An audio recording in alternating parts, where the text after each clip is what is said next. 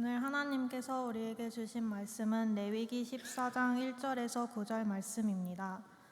여호와께서 모세에게 말씀하여 이르시되 나병 환자가 정결하게 되는 날의 규례는 이러하니 곧 그 사람을 제사장에게로 데려갈 것이요 제사장은 진영에서 나가 진찰할지니 그 환자에게 있던 나병 환부가 나았으면 제사장은 그 정결함을 받을 자를 위하여 명령하여 살아있는 정결한 새 2마리와 백향목과 홍색 실과 우슬초를 가져오게 하고 제사장은 또 명령하여 그 새 하나는 흐르는 물 위 질그릇 안에서 잡게 하고 다른 새는 산채로 가져다가 백향목과 홍색 실과 우슬초와 함께 가져다가 흐르는 물 위에서 잡은 새의 피를 찍어 나병에서 정결함을 받을 자에게 7번 뿌려 정하다 하고 그 살아있는 새는 들에 놓을지며 정결함을 받는 자는 그의 옷을 빨고 모든 털을 밀고 물로 몸을 씻을 것이라.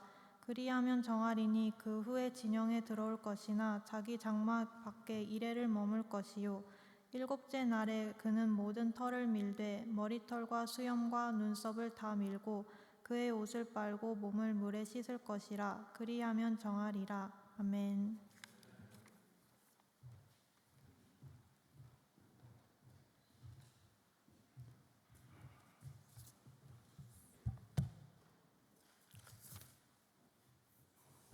저희가 지난 27일 동안 레위기를 성경을 한 장씩 읽었습니다. 집에서 읽고 일터에서 읽고 하루에 한 장씩 읽었는데 오늘은 레위기에서 주신 말씀을 우리가 들으려고 하는 거죠. 자, 레위기는 어렵죠.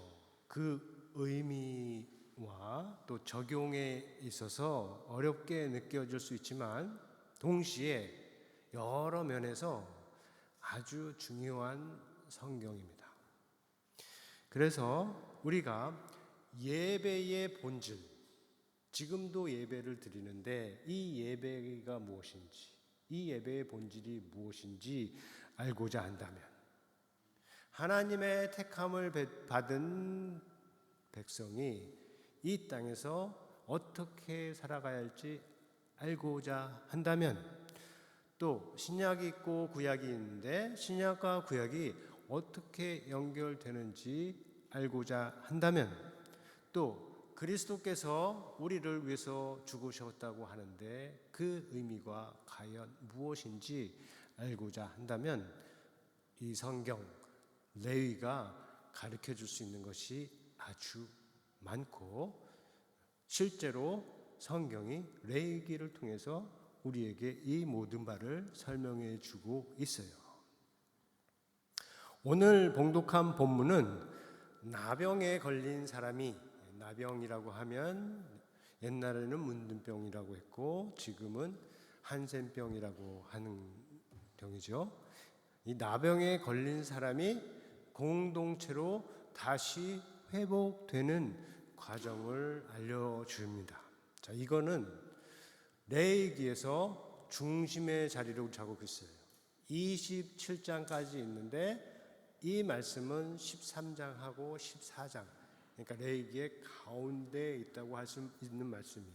그래서 이 부분을 잘 이해하면 레위기 전체 그리고 복음의 메시지까지 이해할 수 있는 중요한 길이 열리는 것입니다. 자, 먼저 우리가 볼 것은 본문 3절에서 말하는 나병의 환부, 나병 환부. 많이 안 들어보죠. 환부라는 말 우리가 많이 안 들어볼 텐데 나병의 환부가 있어요. 이 표현의 의미를 제대로 알기 위해서 13장으로 잠깐 가볼게요. 거기는 이제 나병을 진단하는 절차가 나오는데 우리 2절부터 3절까지 한번 천천히 잘 읽어보면서 어떤 내용인지 확인해 보겠습니다. 시작이요. 만일 사람이 그의 피부에 무엇이 돋거나 뾰루지가 나거나 색점이 생겨서 그의 피부에 나병 같은 것이 생기거든 그를 곧 제사장 아론에게나 그의 아들 중 한 제사장에게로 데리고 갈 것이요 제사장은 그 피부의 병을 진찰할지니 환부의 털이 휘어졌고 환부가 피부보다 음욱하여졌으면 이는 나병의 환부라. 제사장이 그를 칭찬하여 그를 부정하다라 할 것이요. 자, 무슨 뜻인가요? 오늘날 피부과에 가면 진단하는 것과 비슷한 거죠. 피부에 문제가 생긴 거예요. 여기서 말하는 무엇이 부었거나 뾰루지가 났거나 색점이 생겼죠. 그러면 그것의 원인이 나병일 수 있지만 또 나병이 아니고 그냥 단순한 피부병이나 피부 트러블일 수 있다는 것이죠. 그런데 나병이라고 하면 그것이 붓기든지 뾰루지든지 색점이든지 나병의 환부, 나병을 알려주는 증세표라 하는 것이에요. 다시 말하면 모든 환부가, 피부에 나는 모든 환부가 나병의 환부는 아닌 것이고 단순 피부병일 수도 있다는 것이고, 그렇지만 어떤 것들은 분명히 나병이 역사에서 나타나는 환부라 하는 것이죠. 여기에서 나병은 두 측면을 가지고 있다고 할 수가 있어요. 말 그대로 하나는 나병이고 다른 하나는 환부예요. 하나는 나병이라고 하는 병 자체가 되고 다른 하나는 그 병이 역사에서 나타나는 표가 되는 거죠. 환부라 하는 것입니다. 죄도 그래요. 한편으로는 죄라고 불리는 죄 자체가 있어요. 본질적인 죄가 있어요. 사람 속에 들어와서 사람하로 하여금 죄를 짓게 하는 것이죠. 그렇게 해서 짓는 죄, 그것이 죄의 두 번째 측면이에요. 첫 번째 측면은 안에 들어와서 역사하는 죄 자체고 누구에게나 갈 수 있는 거고, 두 번째 측면은 그 죄가 역사에서 나타나는 것들, 밖으로 나타나는 말과 행동, 밖으로 나타난다고 해서 말과 행동만이 아니라 생각과 마음도 역시 해당이 됩니다. 두 번째 측면의 죄가 나타나는 영역이 돼요. 자, 그리고 죄도 나병처럼 공동체에 미치는 부정적인 영향이 있습니다. 물론 자기 자신에게 미치는 부정적인 영향이 있지만 함께 사는 사람들에게, 함께 일하는 사람들에게 미치는 부정적인 영향이 있는 거예요. 그래서 죄도 나병처럼 진단하고 처방하는 것이 중요한 거죠. 오늘의 상황에서 누군가가 남에 대해서 말을 하는 상황을 한번 생각을 해보세요. 그렇게 하는 것 자체도 싫어하는 사람들이 있기 때문에 환부라고 할 수 있어요. 그렇지만 조금 더 들어가면 그렇게 할 때 소식을 전하거나 기도 제목을 나누거나 살리기 위해서 도와주기 위해서 하는 것일 수가 있고, 아니면 소문내고 퍼뜨리고 평가하고 비방하는 뜻에서 하는 것일 수가 있어요. 그렇죠? 그런데 두 번째는 우리 모두가 잘 알듯이 이것은 누가 봐도 죄가 밖으로 나타난 죄의 환부라 하는 것입니다. 그리고 그에 대해 그에 맞게 대해야 하는 것이에요. 그런 것이 바로 레위기에서 주어진 제사들의 목적이고 기능입니다. 레위기에는 제사가 5개가 소개가 돼요. 그 중에 5개인데 한번 말해볼까요? 번제, 소제, 화목제, 속죄제, 속건제. 자, 여기서 첫 번째 세 개의 제사는 자발적으로 드리는 것이에요. 그리고 감사와 헌신을 내용으로 합니다. 그런데 마지막 2개의 제사, 속죄제와 속건제는 의무적으로 하는 것이고 죄와 허물, 특별히 공동체 안에서 나타나는 죄와 허물을 다루는 것입니다. 속죄죄는 하나님의 법을 어긴 경우, 배상할 수 없는 경우, 부주 중에 실수로 범한 죄들을 다루는 것이고, 속건죄는 사람에게 피해를 입힌 경우, 물건 파손이나 신체 상해처럼 배상할 수 있는 경우, 그러나 이것도 고의가 아닌 부지 중에 범한 죄, 이 죄를 다루는 제사예요. 자, 여기서 몰라서 의도하지 않고 실수로 범한 죄조차도 이렇게 다루는 것은 그것들도 공동체에 미치는 영향이 있고 하나님과의 관계에 미치는 영향이 있기 때문에요. 그러한 죄들도 그냥 두면 나병처럼 사람과 사람을 가르고 서로 멀어지게 하며 제어하지 않으면 다른 문제들로 이어질 수 있는 것입니다. 자, 이 레위기의 제사들이 제대로 살아있고 역사하는 이스라엘의 상황을 한번 생각을 해보세요.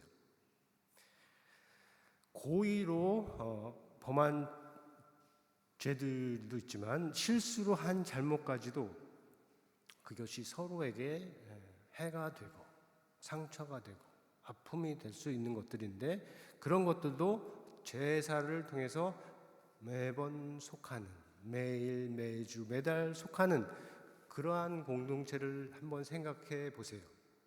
하나님 앞으로 모였어요. 자신들의 죄를 자복해요. 그것을 제사를 통해서 다 해결합니다. 매일 매주 매달. 그러한 공체는 이상적으로 보면 분명히 하나님과의 관계에서나 서로와의 관계에서 화평, 샬롬이라고 하는 것이 분명히 있을 것이죠. 자, 그것이 이스라엘을 향한 하나님의 뜻이었고, 그리고 지금 우리를 향하신 하나님의 뜻이 됩니다. 예수님께서 오셔서 하신 일은 이런 레위기의 제사를 다 폐기하신 것이 아니고 그 의무를 온전하게 하시고 완전하게 하신 것이죠. 그런 의미에서 오늘 우리의 예배를 한번 바라볼 수가 있습니다. 우리의 예배는 레위기에서 가리키는 그 의미의 예배보다 훨씬 더 온전하고 훨씬 더 강하고 훨씬 더 효과적이어야 한다는 것을 우리가 생각을 할 수가 있어요. 그래서 우리는 예수 그리스도의 은혜 안에서 하나님의 사랑을 찬양할 뿐만 아니라 모일 때마다 우리 안에 있었을 서로와의 관계에서, 아니면 나 혼자와의 관계에서, 하나님과의 관계에서, 이웃과의 관계에서 쌓였을 모든 죄와 허물이 씻겨지는 것, 마음이 새롭게 되는 것, 깨끗하게 되는 것, 그런 일들이 있어야 된다는 거죠. 찬양한 것처럼 우리의 굳어진 마음은 제하여 버리고 주님의 부드러운 마음이 우리 속에 채워지는 거예요. 매일 안 되면 한 주일에 한 번씩 만나는 이 예배에서라도 그런 일이 있어야 한다, 우리가 생각할 수 있는 거죠. 감사한 것은 우리가 조금씩이라도 그 방향으로 가고 있다는 것이 참으로 감사한 것이죠. 계속 그렇게 갈 수 있기를 예수님의 이름으로 축원합니다. 함께 또 개인적으로 마음에서 말씀을 더 전하면, 죄도 종류가 있죠. 레위기의 속죄죄와 속건죄, 이것은 부지 중에 지은 죄를 속하는 것이지 알면서 고의적으로 반역적으로 지은 죄를 속하는 것은 아니에요. 그런 죄들에 대한 벌은 다른 곳에 있습니다. 그런데 레위기에서 말씀하시는 제사들은 그러한 죄를 다루는 제사가 없어요. 그러한 죄, 다시 말하면 고의적으로 반역적으로 범하는 그러한 죄를 속하기 위해서는 다윗의 경우처럼 구약의 제사제도, 곧 레위기의 제사제도를 넘어서는 하나님의 자비와 은혜가 필요하다 하는 것이에요. 우리에게는 그 은혜와 자비가 예수 그리스도에게서 나타났고 예수 그리스도에게서 완전히 보여진 것입니다. 예수 그리스도는 하나님의 어린 양처럼 이 세상의 죄를 가져가셨고 자신을 주심으로 모든 죄를 없이 하셨고 자기의 몸으로 우리의 죄를 감당을 하셨습니다. 그를 믿는 자는 누구든지 죄로 사함을 받게 하셨고 그를 믿는 자는 누구든지 죄의 지배에서 벗어나게 해방되게 해 주셨습니다. 자, 거기에는 당연히 모르고 부지중에 지은 죄들이 있지만 또한 알면서 고의로 지은 죄도 포함이 되는 거예요. 구약에서 속할 수 없는 제사로 속할 수 없는 죄까지도 포함이 된다 하는 것이죠. 그런데 중요한 것은 죄라고 하는 것 그 자체는 사라진 것이 아닙니다. 죄는 여전히 우리 안에 들어와서 우리로 하여금 바깥으로 드러나는 그러한 죄를 범하게 할 수 있는 힘으로 살아 있어요. 어떻게 그럴 수 있느냐고 물을 수가 있습니다. 어떻게 예수님께서 세상의 모든 죄를 다 가져가셨고 다 없이 하셨고 다 감당하셨는데 어떻게 아직도 죄가 남아 있을 수 있느냐 물을 수 있는 거죠. 맞습니다. 그럴 수 없어요. 그런데 예수님께서 없이 하시고 가져가시고 감당하신 그 죄라고 하는 것은 죄 자체가 아니라고 사람들이 벌을 받을 죄, 고의로 범했던 부지중에 범했던 벌을 받을 수밖에 없는 제사로 속할 수밖에 없는 그 죄를 말하는 거지 죄 자체가 아니라 하는 것이요. 죄 자체는 율법으로 먼저 드러났고 복음으로 확실하게 드러났고 예수 그리스도 안에서 폐함을 받았지만 여전히 살아 있는 것이에요. 예수님께서 나병 환자를 고치신 경우를 생각해 볼 수 있습니다. 나병이라는 병 자체가 사라진 것이 아니죠. 나병에 걸린 사람에게서 나병이 떠나게 하신 것이요. 나병으로부터 나음을 받게 하신 것이요. 나병이라고 부르는 그 병 자체는 어떻게 해요?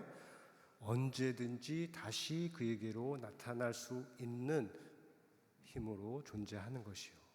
죄도 그렇다 하는 겁니다. 그러므로 나병 혹은 전염병을 경계하고 제어하는 사람은 죄도 경계하고 제어해야 할 것이다. 이 부분에서 두 가지를 끝으로 전할 수 있겠습니다. 자, 첫 번째로 우리는 나병을 다루는 정도 이상으로 죄를 다루어야 한다 하는 것이에요. 본문 7절에서 8절에 보면 정결함을 받는 이제 제사장을 만나서 정하다는 선포를 받을 사람이 하는 일이 기록되어 있는데 나병을 얼마나 멀리 하고 있는지를 잘 보여주요. 그는 제사장으로부터 정하다, 깨끗하다 하는 선언을 받으면 옷을 빨고 그리고 모든 털, 머리털이든 수염이든 몸의 모든 털을 밀고 물로 몸 전체를 깨끗하게 씻습니다. 진영 밖에서, 캠프 밖에서, 그리고 공동체 밖에서, 그리고 이 안에 들어오면 자기의 장막, 곧 자기의 집으로 들어가기 전에 7일 동안 그 상태로 머물러요. 그리고 7일째가 되면 다시 한번 털을 다 깎고 옷을 빨고 몸을 깨끗하게 씻는다 하는 것이죠. 자기를 위해서 하지만 공동체를 위해서, 또 공동체를 위해서 하지만 결국은 자신을 위해서 하는 것입니다. 자, 우리가 지난 코로나 시대를 지나면서 사람들이 전염병을 얼마나 심각하게 다루는지 매일매일 보았습니다. 그런데 죄에 대해서는 어떻게 하고 있는가? 우리가, 세상이. 지금 세상에는 죄가 전염병보다 더 심각하고 파괴적인 것을 모르는 사람이 많습니다. 또 알아도 인정하지 않고 인정해도 어떻게 해야 할지 모르는 사람들이 너무나 많은 것이죠. 그래서 이 죄가, 살아있는 죄가 다시 일어나서 활개를 치고 다니고 죄의 환부들이 온 세상에 퍼지고 있는 것이에요. 러시아와 우크라이나 전쟁이 코로나하고 비슷한 시기에 일어났는데, 러시아와 우크라이나에서 전염병으로, 코로나로 죽은 사람보다 전쟁으로 죽은 사람이 훨씬 많고, 그리고 지금도 그 전쟁의 여파 속에서 살지만 사는 것 같지 않은, 지내는 사람들이 너무나 많습니다. 러시아와 우크라이나는 한 일부이지만 세상에 정말로 많은 곳에서 죄가 활개를 치고 죄의 환부가 덮치고 있어서 살기가 어려운 곳이 너무나 많고, 그 안에서 숨을 쉬기도 힘든 사람들이 너무나 많죠. 그런데 교회라고 예가 아닌 세상이라는 것이죠. 어둡고 슬프고 힘든 그러한 세상에 희망과 빛이 되어야 할 교회에서도 죄의 환부들이 나타난다 하는 것이죠. 환부가 무엇입니까? 환부는 몸의 피부에 문제가 있는 곳을 가려요. 이전 성경에서는 환처라고 하는데 지금은 환부라고 번역을 하고 있죠. 이것은 아까 말한 대로 무엇이 이렇게 붓는 것으로 나타날 수도 있고, 뾰루지로 나타날 수도 있고, 또 가려움증으로 나타날 수도 있고, 여러 가지 모양으로 나타날 수 있는데, 원인이 자연적일 수도 있고, 원인이 병일 수도 있고, 또 누구에게서 맞아서 나타난 것일 수 있고, 몸에도 나타날 수 있지만 옷에도, 또 집 안에도, 곰팡이 같은 것들을 얘기할 때도 똑같이 이 단어를 쓰고 있어요. 여러분들이 알아야 될 그 나병이라는 단어는 곰팡이에도 사용을 하고 있다. 성경에서 어디서든 날 수 있는 거, 이것을 다 모두 하나의 환부라고 불러요. 환부, 치는 거예요. 그래서 옛날 영어 성경은 그걸 플레이그라고 번역을 그대로 하고 있습니다. 오늘 우리가 보는 성경은 뭐 케이스라고 하지만 옛날 성경은 플레이그, 뭐라고 하면 맞는 거예요. 자연을 통해서 맞거나 병을 통해서 맞거나 하나님을 통해서 맞거나 맞는 자리, 그 자리를 환부라고 해요. 아시겠죠? 그런데 이 환부를 히브리어로 보면 네가예요. 네가. 동사로 보면 나가, 그리고 명사로 하면 내가. 많이 들어보셨죠? 내가. 히브리어와 한글이 내가가 소리에서 만나요. 그래서 이 소리의 근거에서 둘을 연결해서 생각을 해볼 수 있다는 것입니다. 소위 내가병이라는 것이 있어요. 내가 모든 것을 해야 한다, 내가 주도권을 잡아야 한다 라고 생각하는 병이죠. 귀엽게 봐줄 수 있는 아이들이 말하는 내가가 아니고 절대로 좋게 봐줄 수 없는 성인에서 나타나는 병이에요. 자신이 어디서든 주인이고 자신이 어디서든 중심이어야 한다고 착각하는 병이고, 자기만 아니라 다른 사람에게도 해가 되는 나쁜 병이 이 바로 내가병이죠. 그런데 이것이 히브리어의 내가하고 같다 그랬죠. 그래서 좀 더 정확하게 말하면 이 내가병은 나병처럼 원인이라기보다는 환부라고 생각을 할 수가 있어요. 이미 하나님을 떠난 삶, 그 안에 하나님이 계시지 않는 삶, 하나님을 주인으로 모시지 않고 자기가 주인의 자리에 앉아 있는 삶, 그러한 죄된 삶의 역사에서 밖으로 나타나는 것이 내가 병이다 라고 생각을 할 수가 있는 것이죠. 어떻게 할 수 있습니까? 누군가 끊임없이 자기를 다른 사람한테 자꾸 비교해 보는 것, 자기에게 맞지 않으면 남에게 무례한 것, 함부로 대하는 것, 자기 자신을 계속 자랑하는 것, 자기 자신에게 자랑할 것이 없으면 너무 속이 괴로운 것, 이런 것들로 나타날 수가 있는 거예요. 남에 관해서 말을 한다고 아까 했었는데, 남에 관해서 말을 하더라도 남을 살리고 높이려는 뜻이 아니라 남을 낮추고 자기를 높이려는 뜻이라면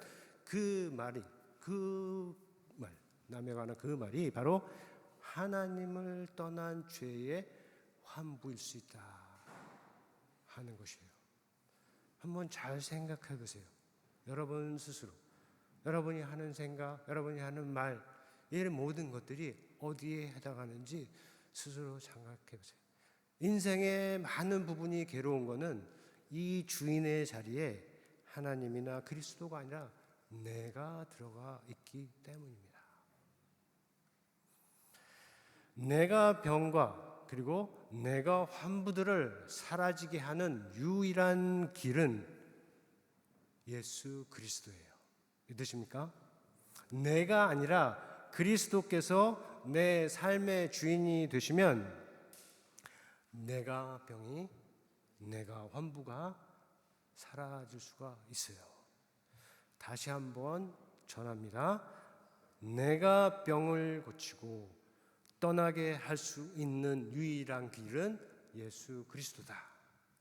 교회에서도 그렇고 가정에서도 그렇고 여러분 인생에서도 그렇습니다. 세상에서 들을 수 있는 소리는 아닙니다. 그러나 성경을 통해서 오늘도 우리에게 주시는 말씀이고, 여러분이 믿음이 크지 않더라도 집안에서 어디에서든 경험한 일일 것입니다. 자기가 주인이 된 사람, 내가 병에 걸린 사람, 그런 사람들하고 사는 것이 얼마나 힘든 것인지 여러분들은 직접 경험을 했을 수도 있고 아니면 미디어를 통해서 들었을 수도 있습니다.